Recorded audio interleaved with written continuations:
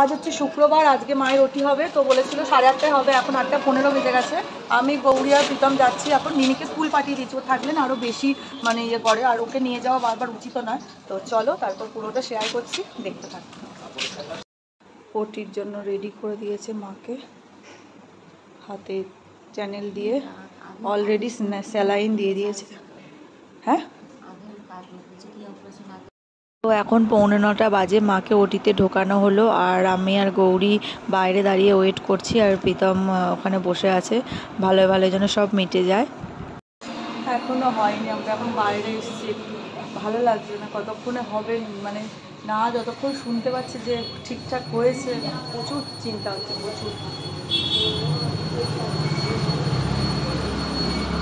তো ইউট্রাস্ট, ওভারিয়ার 2-3টে সিস্ট হয়েছিল, সেগুলো সব বার করেছিল, তো সেগুলো তোমাদের দেখাতে পারলাম না। এই কৌটোটা ওদেরকে কিনে দিতে হলো, ওরা ওগুলো বায়োপসিতে পাঠাবে, সেই জন্য। তো দেখো মাকে বেডে দিয়ে দিয়েছে। 2 ঘন্টা টাইম লাগলো মায়ের অপারেশনটা কমপ্লিট হতে, যেটা 40 মিনিটে হয়ে যায়, কারণ আমার মায়ের যেহেতু ওপেন হার্ট সার্জারি আছে, ওই জন্য এতটা বেশি সময় লেগেছে। তো মাকে এখানে অক্সিজেন দিয়েছে, স্যালাইন দিয়েছে, আর মা প্রীতমকে হয়তো কিছু বলছিল ডেকে যে পেটে খুবই যন্ত্রণা করছে।